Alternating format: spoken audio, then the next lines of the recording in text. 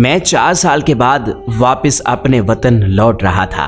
पिछले 4 साल से मैं दुबई में जॉब कर रहा था और अब मेरा कॉन्ट्रैक्ट ख़त्म हो चुका था और मैं बस वतन वापसी की तैयारी कर रहा था। अभी कुछ देर पहले ही मैं घर वालों के लिए शॉपिंग करके कमरे में आया था। पिछले 4 सालों में जॉब के अलावा कुछ छोटे मोटे काम करके मैंने कुछ पैसे आज के दिन के लिए ही जोड़ रखे थे कि जब वतन वापस जाऊंगा तो घर वालों के लिए तोहफ़े लेता जाऊंगा। छोटे भाई को महंगे मोबाइल रखने का बहुत शौक था, सो उसके लिए एक आईफोन लिया था। छोटी बहन बहुत अरसे से टैबलेट की फरमाइश कर रही थी, उसके लिए एक अच्छा सा टैबलेट ले लिया। दूसरी 2 बहनों के लिए खूबसूरत सी घड़ियां और कपड़ों के कुछ जोड़े लिए। अब्बू के लिए एक स्मार्टफोन और चंद कीमती परफ्यूम लिए। लेकिन जब अम्मी के लिए तोहफा लेने की बारी आई तो मैं सोच में पड़ गया कि अम्मी को क्या पसंद है। इतने सालों में कभी अम्मी को महंगे कपड़े पहने नहीं देखा। घड़ी का तो शौक ही नहीं रखती अम्मी। चूड़ियाँ, बालियाँ या अंगूठी वगैरह इन सब से तो जैसे चिढ़ सी थी अम्मी को।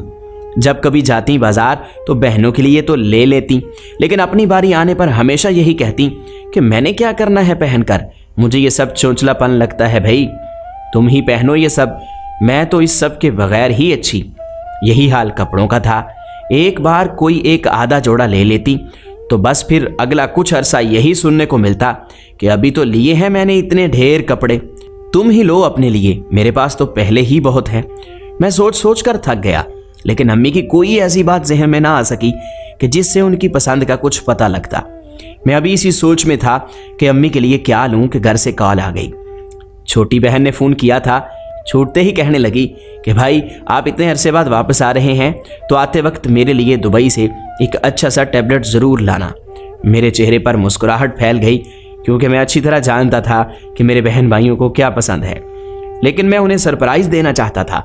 सो बोला कि अभी तो पैकिंग चल रही है, अगर वक्त मिला तो देखूंगा।